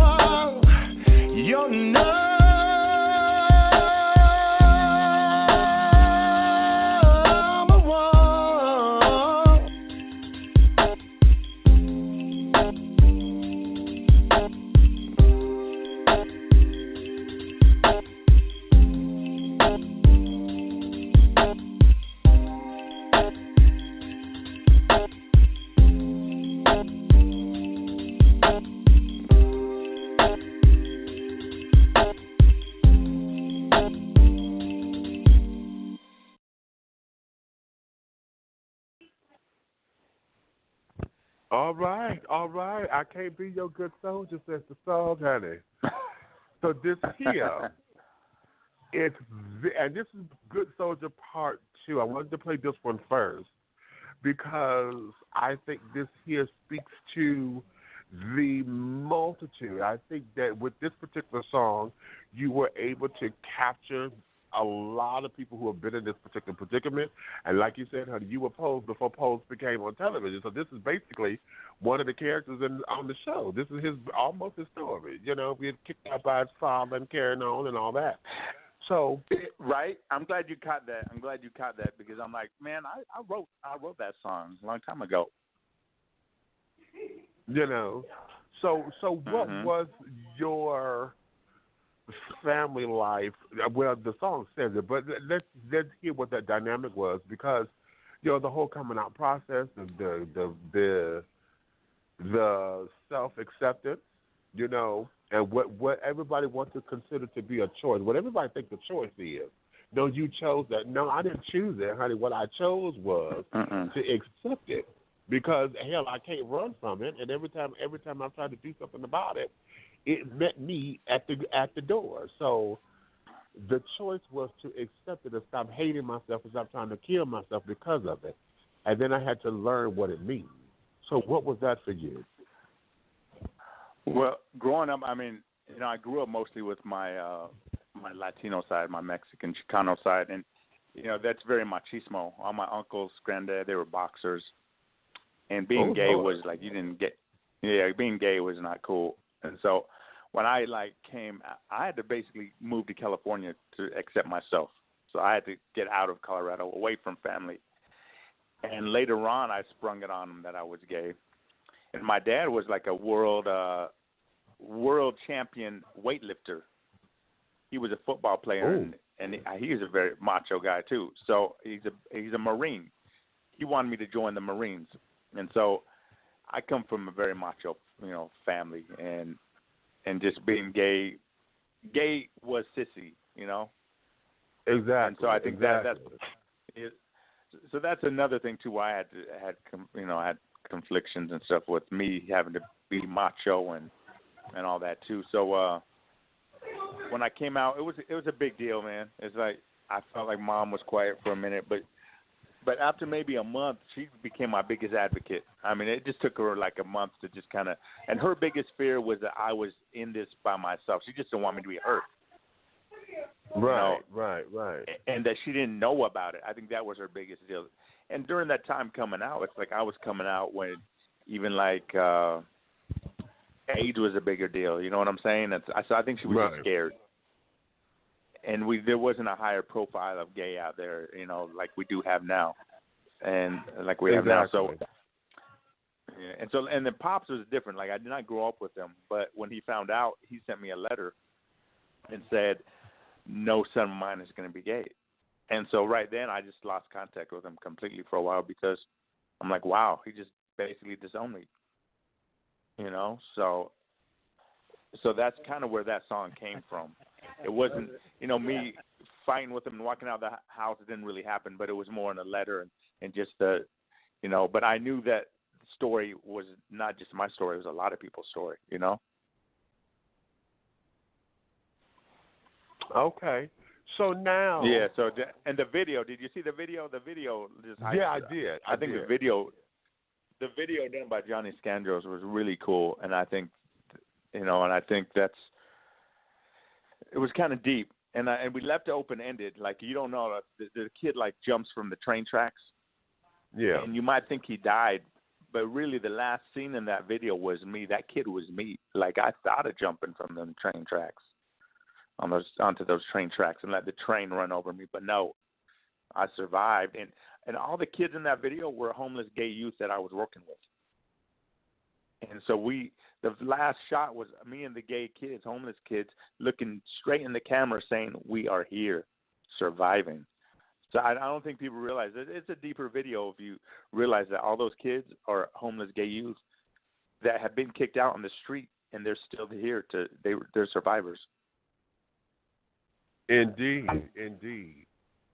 So now let's go here.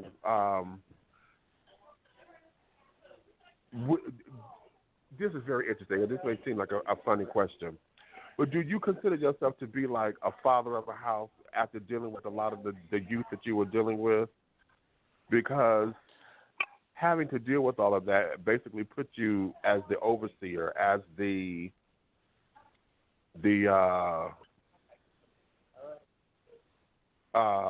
protector, even. So what was that for you? You know? I think you're right, and I didn't even think about that, but I think I did have the house of Deadlee. I think it was the house, and because I had these young kids that look up to me, and a lot of these kids I'm still in contact with. A lot of these homeless kids, and they still reach out to me, and that's just something deep, man. It's like I told you, we create our own families. You know that, and being LGBTQ, sometimes you create your own families. And that's what I do like about Pose. Pose has been talking to me because it's like we know about that. We've had to sometimes just create our own families. And family isn't always blood, and it's like whoever's got your back. And early on, that's what we did even with this rap community. We had a big gay rap community for a while. And I don't know if you were going to touch on it. Pick Up the Mic was this documentary that was out. Because I have to go there. I have to go there because you were up in arms with my nephew, honey, Bone and Tail. Oh. So. Bone. Yeah, so what was all of that? And how did you guys rectify that? Because at one point, the community was like, okay, yeah, we got this out and proud thing. But then it became, okay, now what?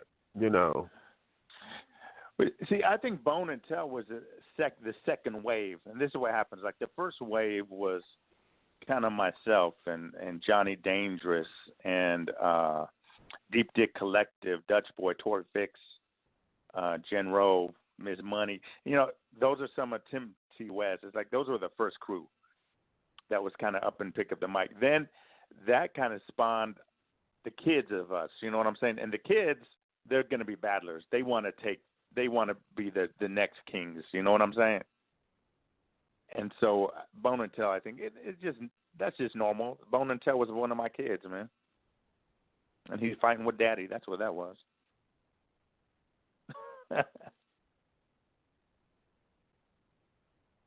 Oh, hell. Okay, dig that. I'm doing the PayPal, and this thing want to act all crazy. So be that as it may.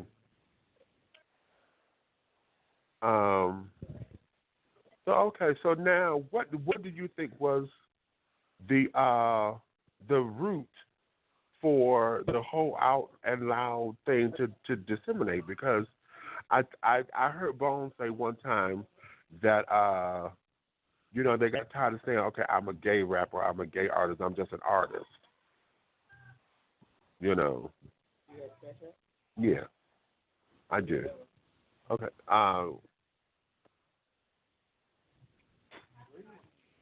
So what was that for you?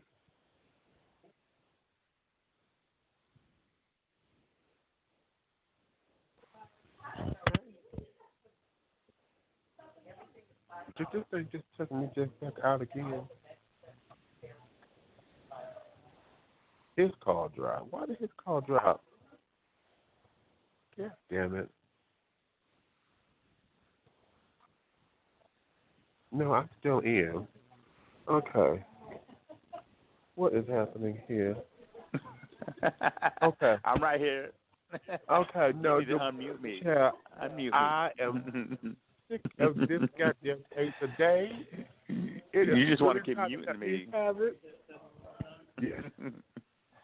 Okay. But I did. I heard you about Bone. Okay. Basically, it's just he's a youngster coming up. He was the next wave, and they're gonna hit for the guys on top, and so he was coming for us, and that's part of the rap game too. So I actually liked it. I liked his fire, man. There was a few that were coming for me. Solomon, him. There were a few that came after us, man. But I like it. That's part of the game, man. And like Solomon, me and Solomon are real cool now. And he out there, I think he's doing Latino music now. He's singing. Well, he's DJing and stuff and all that kind of stuff now too. So yeah. So now. Yeah, and then there's the thing. Caswell. What Caswell's becomes the still doing next his wave thing. from you?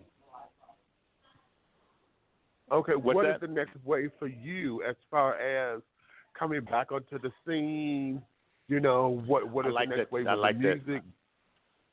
I like what you're saying. See, I kind of ventured away from it because I got into Hollywood and movies. My passion shifted to acting. And yes, I saw. And you know what? You sit up here with Woody Harrelson and carrying on, honey. I'm like, oh, he done met Woody? So I'm doing the Hollywood thing. I'm trying to make the movies. I just wrote a movie. I wrote a pilot. I'm working on that. But I want to do music again.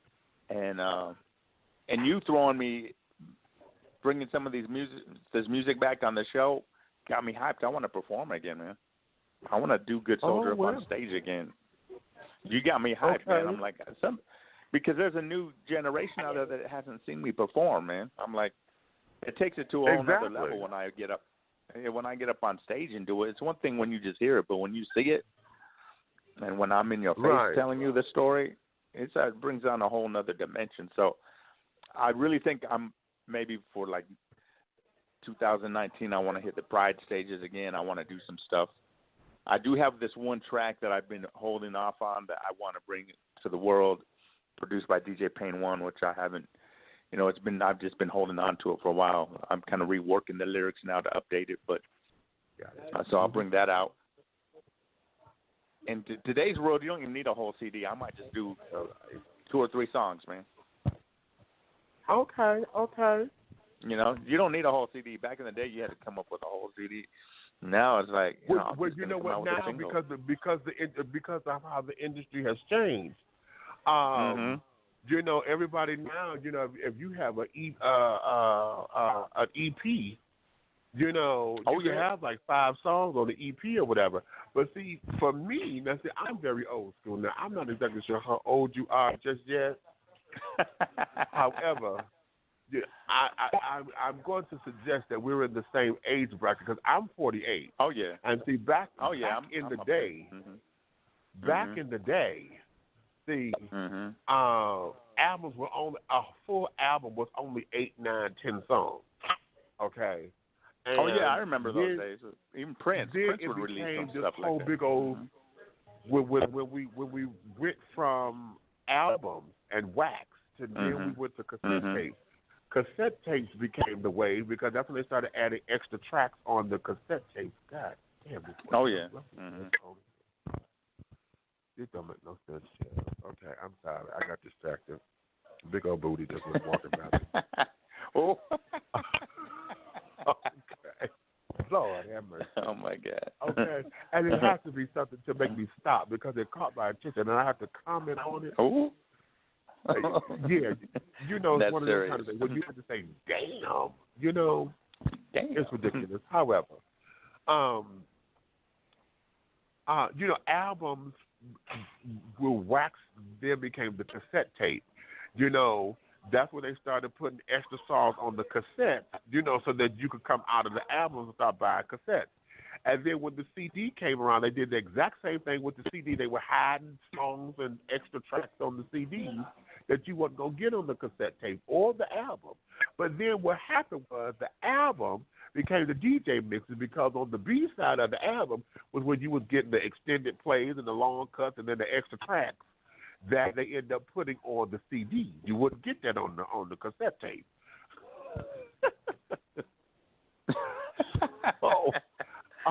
Okay. Big Meech just broke it down. He just broke it all down. Okay.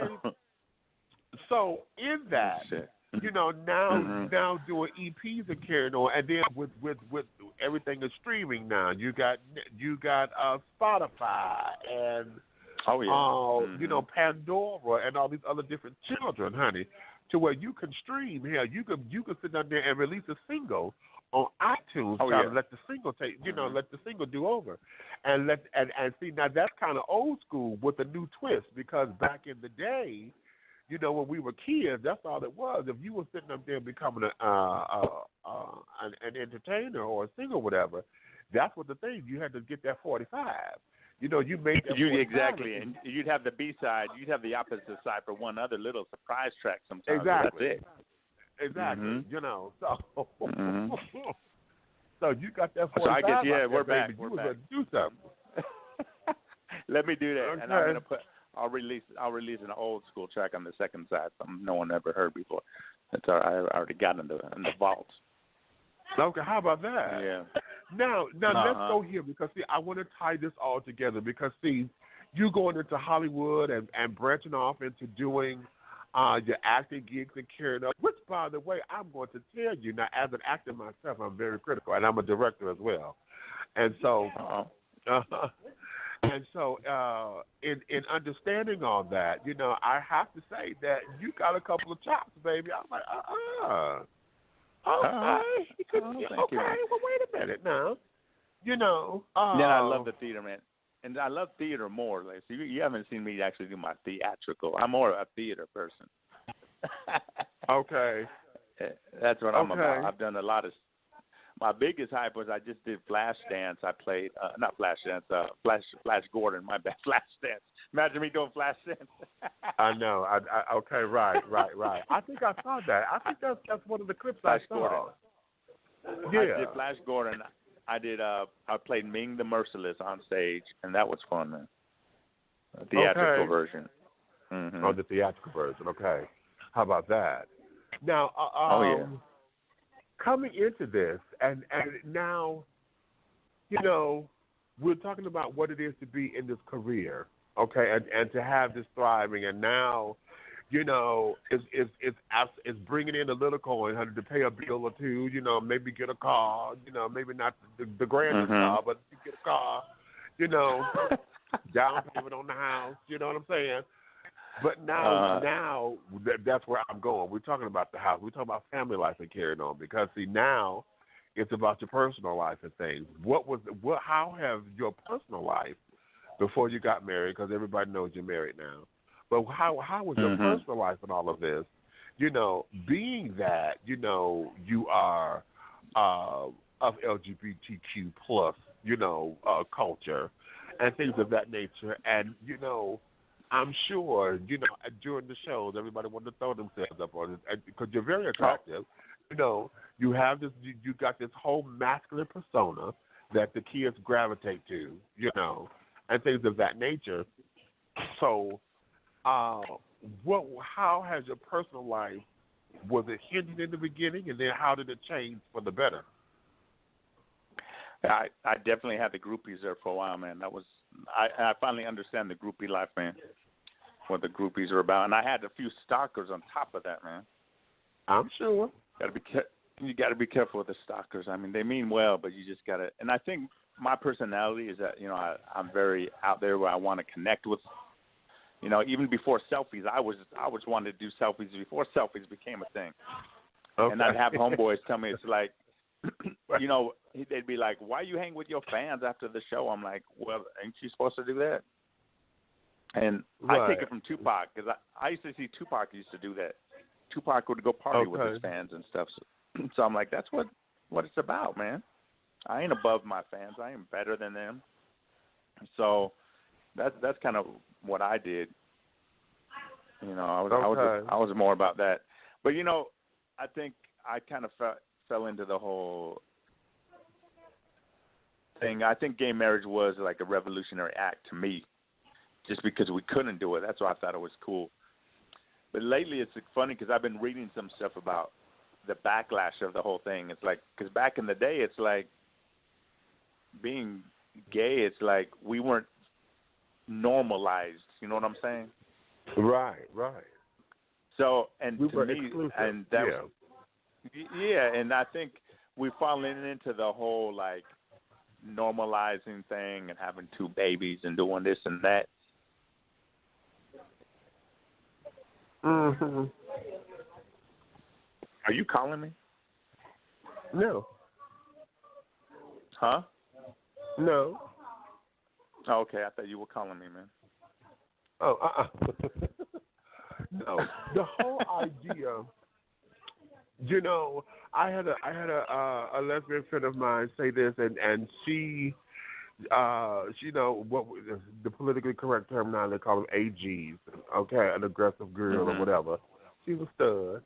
And she said, you know, damn, I miss the days of back in the day when, hell, you know, me being a stud, honey, was an anomaly.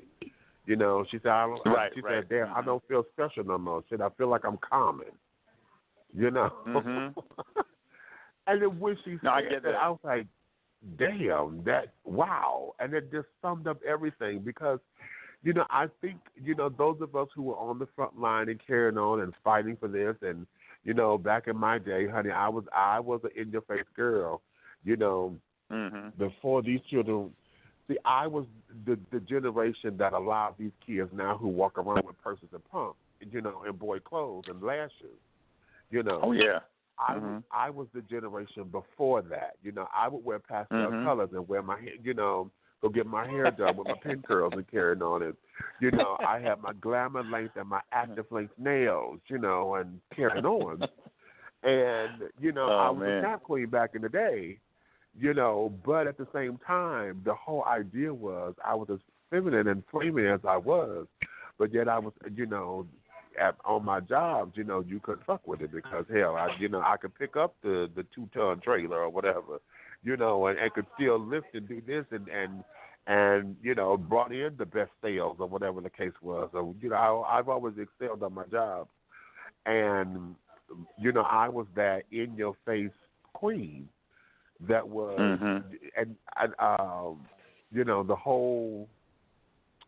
the best, I used to always say the best man for the job is not the woman or the man, honey, it was the queen. Because I approached it with the mindset of a woman and the brawn of a man. Okay? I like that. And that I used to say that constantly, honey, in my early 20s. Charlie, oh, my God. And it used to infuriate the homophobic straight children, you know. Oh, my God. And there was nothing they could do about it because on my job, I was the one everybody came in to come and see, you know, and this, that, and the other. I sold the most of the product or whatever, carried on. So it was always that, you know. So in that, I get it. So having the groupie thing and that whole lifestyle or whatever, what grounded you before you met your husband? Or what either grounding factor?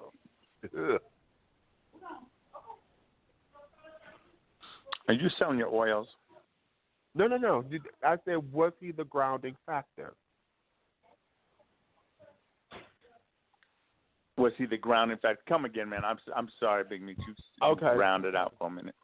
No, it probably blended out. Okay, I was saying having that whole coming out of that groupie lifestyle and understanding the groupies and understanding the stars and carrying on.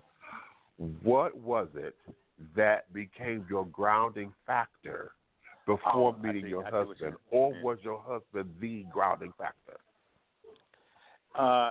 No, you know, some of it was just you don't want the STDs, man. Oh, okay. Well, is that simple? That's one of them. It was that simple. You know what, too? I think I had a weird experience, man, that I think did it. And I want to talk about it one day, like deep with someone. But I was like performing some show, I think in Austin, Texas, or something. And then there was a fan that is like, he invited me back to his room afterward, and he's like, "Oh, Deadlee, I'm the biggest fan." Next thing you know, this guy pulled a knife on me, dude. Wow. He was all up in my face and said, "Dude, you think I give a fuck that you're Deadlee and that you're a rapper?" He said, "Fuck you, dude." And seriously, fool, he tried to rape my ass, dude. I ain't kidding. This was like some crazy shit. Yeah, well, gay rape is a real deal, fool. This dude tried to rape Deadlee.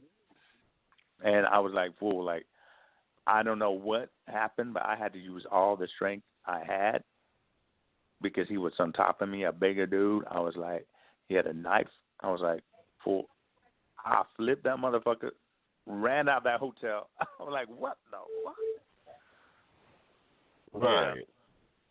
It was deep, man. I was like, dude, this is, you know, I mean, this is, I don't know what happened, but it's like, I need to watch myself, man. I'm like, okay. It was a whole nother level. I didn't even know what that was about, man. But yeah, it opened my eyes, and I think it just like made me be a little more cautious. Another thing too, man, is that I think that set me back. I did a show in Minneapolis where I was kind of going off on the presidency at that time, and this shows you that they're scared of a brown guy. And I understand like people like rappers and stuff that have been shot and everything. Sometimes you wonder like who's really shooting these guys. Because I think the biggest fear of our government is a brown man who speaks truth to power, a brown and black man. You know what I'm saying? And right. I went to the airport after the show, and I was surrounded by 20 FBI agents who were trying to like take me away. Oh yeah, and I was like, they said, have you spoken bad of our president? Have you spoken bad of our country? I'm like, what? Dude, yeah, some deep shit happened to me, man. So it kind of set me way back, and maybe that's why I was hiding out for a while too, because dude, it was getting too real out there. Okay. And I think I wasn't getting. I didn't feel like being Tupac and Biggie, because I don't know who really shot those people. You know what I'm saying? I'm like, I don't know. Exactly. It got deep. It got deep to me. I'm like, you know, it's like I'm nothing like on an MLK level, but you see what they do to people who like an MLK, you know? Right. So I was like, oof. It just set me back a little bit, man. I'm like, there's something deeper going on here, and I'm making some wrong connections too with people in my shows, man. You try to maybe put a knife to me, dog. Dig that. Yeah, so I think that set me. I think all that kind of set me in a whole another realm, and then I think getting married just kind of like, man, I think I'm gonna go this route, man. You know, the love route for a while, and it kind of put me back, not in the closet, but yeah, I had to just relax for a minute with my words. You said women for a while. This is supposed to be a lifetime child, not the love thing for a while.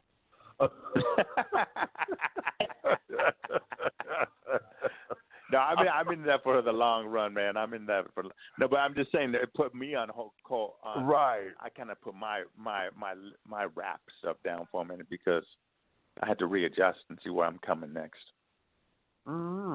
Okay. So now the question becomes, what is next? You know, check this out, man. Well, see, check this out. As a young dude, too, you got more fire. Like, you're angry. I realize I'm not as angry, Big Meech. You know what I'm saying? When you let it, like that CD you played, the Good Soldier, No Fags Allowed, all that stuff, I was angry. And I think once you, like, get through the angry part in your life, then you're just kind of like, and it's just growth, man. You just, grow as a human. And so that's where the next point is. I think I just want to make a positive impact on, just be positive, man. It's all about spreading positivity. That's where I'm at now, man. It's like, because we have enough negative energy out there, man. So through my art now, I think it's about being positive. And I found a young gay rapper that I was managing for a while. Not gay, he's actually a straight rapper rather, but, I'm trying to do some of that stuff and keep doing the Hollywood stuff. But but you woke me up a little bit, Big Meech, where I kind of, like I said, I want to get out there and perform again. So you're going to see some of that, man. Oh, well, all right then. Well, we'll talk. But here, let me let you get back to your world and everything, because we are down to like the last 5 minutes of this thing. And even though Blog Talk have been fucking with me today, okay, we're going to make this happen. So what I want you to do at this particular point is give the listening audiences whatever you want to leave them with. Either it is to Give them your social media, how to find you, where to find your music. What is it that you wanted to know at this point? The floor is yours. The floor is mine. You know what? I'm working on a movie. You can go to cholo1.com, and I'm really pushing that. It's either going to be a movie or a pilot. So I'm pushing that whole scene, and that's about like my struggles in Hollywood as like being a cholo actor, and there's a whole gay vibe in there too. So, and it's even online. If you want to read it, go to cholo1.com. You can read my script, and I'm going to be doing like maybe the Indie Go-Go thing. I'm looking for people, so check out that. And Big Meech has inspired me, man. So I'm probably going to be hitting the touring thing again real soon. Maybe some new music. So look out for that. And the last thing I want to say, man, is me and my pops before he died, we made up. So that good soldier thing turned around, man. And on his kind of deathbed, he became the biggest gay advocate, and he loved his gay son. Oh, so wow. I just want to leave. Yeah, so I just want to leave it with that, man. Everything ended up happy, man. It's like he was like.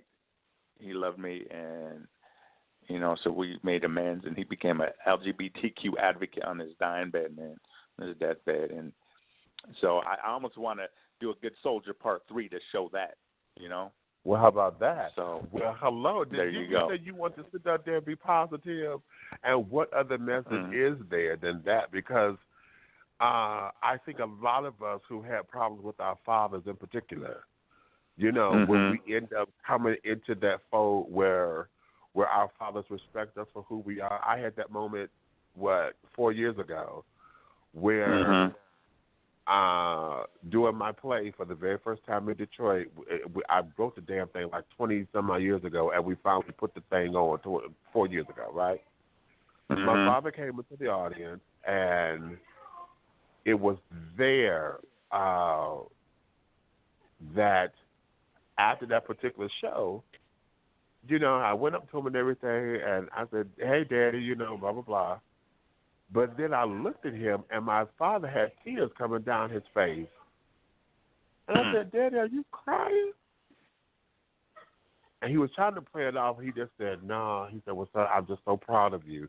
And Lord have mercy, I'm welling up now because I just folded like a big-ass baby. Okay? I did. I just folded into my daddy's arms, and I was like, oh, my God. It's like I've been waiting all my life for him to say that in that manner to me, because I absolutely believed it. I wasn't a disappointment because I'm the firstborn, so I wasn't disappointed.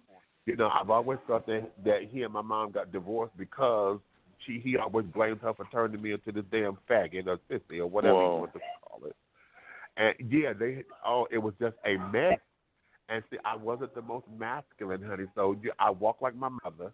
So from the time I took my first steps, so honey, these hips pop. Ain't nothing I could do about that, child. And that upset him. So for me to get that from him, it was like, wow. So that was just 4 years ago, honey. Like I said, I'm 48 now. So, I think a lot of us look for that. I don't know if it's validation. I don't want to just say validation, but I think it's more so recognition and acceptance of who we are as we are, and not the kids that they thought that they wanted us to be or whatever, and then we stop trying to live up to that image. You know what I'm saying? And when you accept me on my terms, especially now that we're both adults, come on. So that's it, man. Just put a period on that, man. You said it all right there.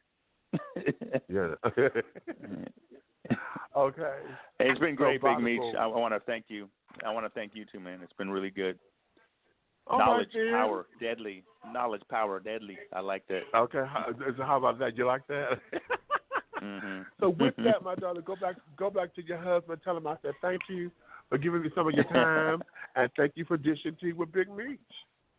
Much love, man. All right. Much love. All right. Bye. Now, ladies and gentlemen of the listening audience, honey, this has been the most interesting. Sometimes forgive me for all these damn technical child, but y'all know whenever I'm on to something, I swear to y'all, I really believe it's a conspiracy because they end up fucking up with my damn signal and carrying on all the time. But this here was a wonderful show, child, and carried on. So, what I am going to do, even though Good Soldier, he said, was at a time that he was most angry. There was two parts to the song. And I played part 2 first. So what I want to do this time is I'm going to end on Good Soldier, the very first one that he did, and go ahead on and get back into doing what I'm doing up in here. So having said all that, honey, you may finish all of your crumpets, my darling, because the tea has been dished. And you've been dishing tea right here with Big Meech. If you love me, tell a friend. If you hate me, honey, tell an enemy. But do know this one way, shape, style, form, or fashion, everything that I'm doing will move forward. And so without any further ado, children, wait a minute, see, here I go. Every time I do my big old lead of it, God humbles me. That's all I'm going to just say. Okay, we're going to go, and I'm going to play this right here.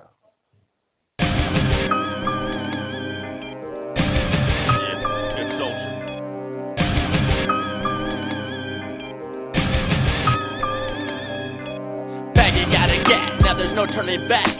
Faggot got a gat, now there's no turning back. Faggot got a gat, now there's no turning back. Still remember the night, Christmas Eve '95. Tried to fight it, hide it, keep that secret deep inside. Wanna do what's right, thought in different ways. What to say, how to say, had to say there was no other way. Hate to break this, mom, but your only son is gay. Oh God, she began to pray, fits her rage, rip the words off the page. Who can change, who's to blame? So ashamed, the family name from this day on, things will never be the same. I can't be a good soldier, I can't be a good son, I can't be a good lover, can't be your number one. One night, one gun, one decision. One night, one gun, one decision. One night, one gun, one decision. These words resonating over in my head. I fucking hate you, faggot, wish you were dead. I fucking hate you, faggot, wish you were dead. I fucking hate you, faggot, wish you were dead. I fucking hate you, faggot, wish you were. Smelling me from head to toe, I know that's not your cologne. Why are you just getting home? It's 20 minutes after 4. Empty out my pockets, magnum wrapper to the floor. Looking through my hamper for cum, stained drawers. Stroking me, provoking me, say I broke the trust. Left a bruise, cry abuse, should've kept your mouth shut. Stop acting like a punk, thought you had nuts. I'm the fucking man, you just a faggot I fuck. I can't be a good soldier, I can't be a good son, I can't be a good lover, I can't be your number one. One night, one gun, one decision. One night, one gun, one decision. One night, one gun, one decision. These words resonating over in my head. I fucking hate you, faggot, wish you were dead. I fucking hate you, faggot, wish you were dead. I fucking hate you, faggot, wish you were dead. I fucking hate you, faggot, wish you were. Cock in my mouth, tongue in some ass. Guess it doesn't fit your definition of a man. Back of the cab, gun in my lap. The only way you motherfuckers gonna understand. Made fun, jumped, hung, left bloody and shunned. You faggots gonna pay for the damage you done. You faggots gonna cry for your dead gay son. Never underestimate the power of my gun. I can't be a good soldier, I can't be a good son, I can't be a good lover, I can't be your number. One night, one gun, one decision. One night, one gun, one decision. One night, one gun, one decision. One night, one gun, one decision. I fucking hate you, faggot, wish you were dead. Fucking hate you, faggot, wish you were dead. I fucking hate you, faggot, wish you were dead. Fucking hate you, faggot, wish you were dead. Dead, dead.